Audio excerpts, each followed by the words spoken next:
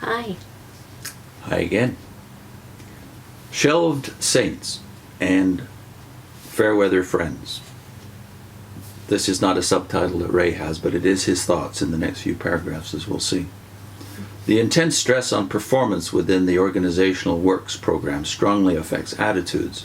Persons who at one time contributed much to the organization's support by their intense activity in field service, and who, due to economic difficulties or health problems, family matters, or other causes, have had to greatly reduce their activity, all too often find that interest in them wanes in proportion to this decrease in what they can now give in field service or other service.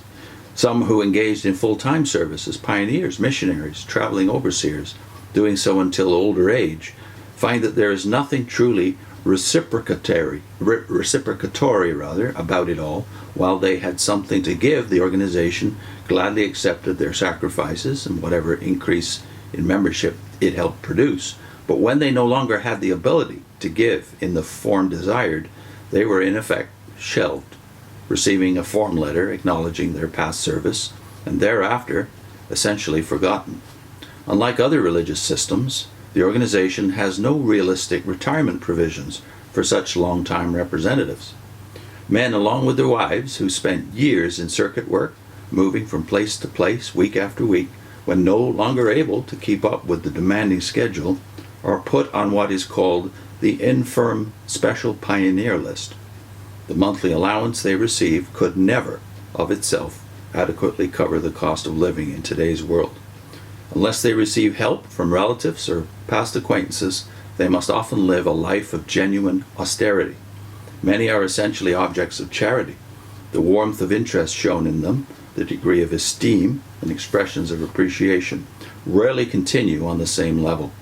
They are the same people, have the same qualities, but, to use the words of the Watchtower, what they have to offer has diminished, and they are not as useful as in the past. Throughout the organization, a notably large number of men who faithfully served as elders for years have, in the past decade or so, decided to resign their eldership. At times, the reason has been that they simply feel that their wives and children deserve more of their time and attention. At other times, it has been because they could not conscientiously enforce certain organizational policies or advocate certain teachings. In resigning, they may have preferred not to make known these feelings and have only said the resignation was for personal reasons. Yet many such have expressed that this step caused an unexpected reaction of sudden coolness on the part of the congregation, even a diminishing of friendships, in some cases a virtual rejection. The announcement of their no longer being elders, causing fellow witnesses to view them as if they should now be avoided as wrongdoers. In a following article on how to find true friends, the Watchtower spoke of fair weather friends and said that a true friendship, quote, rests upon an appreciation of the true worth of the one befriended. A solid friend will be unwavering and will adhere to his friendship regardless of the trialsome or difficult conditions or the heart-searching circumstances that may develop. The loyal friend does not hold back from telling the truth out of fear of the other person's reaction. The wounds inflicted by a lover are faithful, says the Bible. That is Proverbs 27, verse 6. A true friend will love you for telling the truth, even if it is corrective counsel, according to Proverbs 9:8. It is also the course of wisdom to avoid being overly inquisitive, personal, or possessive. Modesty will move us to avoid being dogmatic. Surely friendship does not give us the right to force our opinions or personal tastes on one another. That from the Watchtower, May 15, 1985, pages 5, 6, and 9. All these statements express noble sentiments and truths. In their application in the magazine, however, they are all used to advance the view that true friendship can be found only within the witness community. Within the community, the criterion for showing friendship and the loyalty characterizing a true friend is tied firmly to organizational conformity. Many witnesses do have qualities that would make for the finest of friends: a genuinely affectionate nature, unselfish concern for others' interests, modesty, open-mindedness, respect for for another's privacy, and right to his or her own opinions.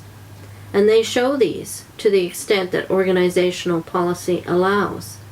That policy obliges them to express a friendship conditioned on the other person's having organizational approval, conditioned on one's total acceptance of its teachings and policies, one's support of its program or activity.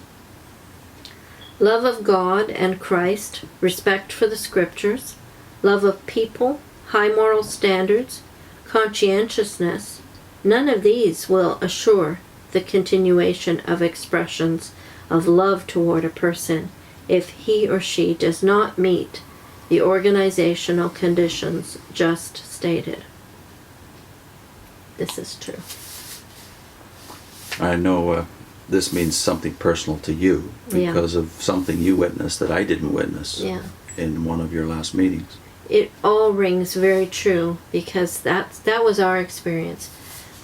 When we were leaving the witnesses, you resigned, just resigned. You didn't say, I'm not going to be a witness anymore. You just said, I need time off from being an elder. And I do think you kind of didn't want to tell them why, so you wanted to keep it private. So even that's kind of should have been a bell ringing, like something wrong when I don't feel comfortable to tell them why. But when you resigned, and it was your choice, and you told them, I went to the meeting and you weren't there the night they announced that David wasn't an elder anymore. And I was quite shocked. I don't know what I was expecting. I mean, because it was just a decision we'd made as a couple. Okay, you take time off to assess things. I understood that. Give you the benefit of the doubt. I knew you were a conscientious person.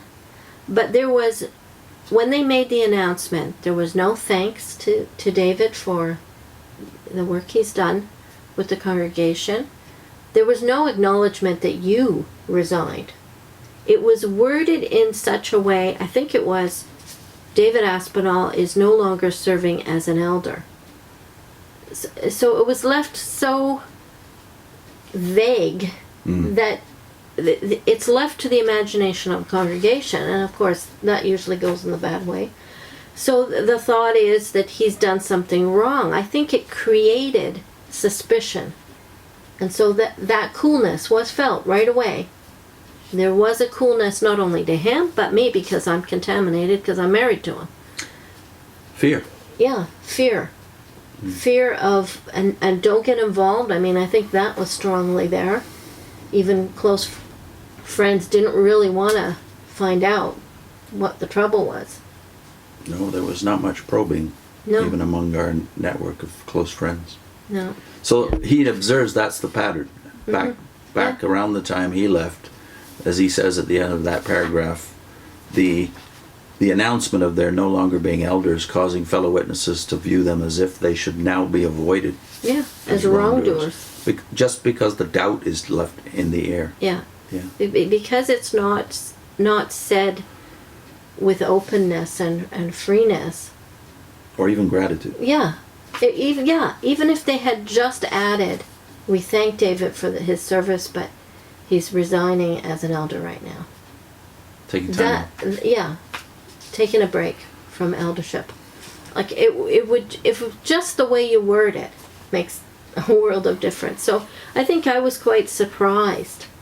And then surprised at the reaction of people that I thought really cared about me. I'd never been on that side of the fence of being, viewed with suspicion or not viewed as a strong witness, A possible contaminant. Yeah. But again, it's not the people, as Ray points out here. The people are fully capable of being kindly and humble, but the organizational position does not allow their best qualities to thrive. Even and show. even for the ones that did probe, I can think of a few people that probed eventually, but it's always with caution. It's really with a lot of caution and not wanting to give an inch, even if there's no concession to the possibility that the organization could be mistaken. yeah, or that you have a point. Yeah. That's just not there. So we want to link to a video on true religion, since here the fear factor is generated by the idea that you alone have the true religion. Even if it's imperfect, you must be loyal to it above all carnal or family affections, right? Yeah. But the true religion idea, first of all, is not found in Scripture. Even the word religion is not very common in Scripture. Mm-hmm. But we have done a video on it where James actually speaks to what religion should look like. Yeah, yeah. So, I mean, he talks about this, there's no provision for people retiring because they always thought end is right around the corner. So you can see this happening to people. Trapped. That get older and can't do it anymore, and now they're really stuck. And there is an appreciation shown for these people.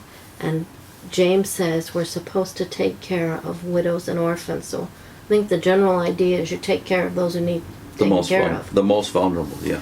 So that's all clearly in the Epistle of James, but see the link anyway on that particular subject, because it's so big an obstacle to Jehovah's Witnesses.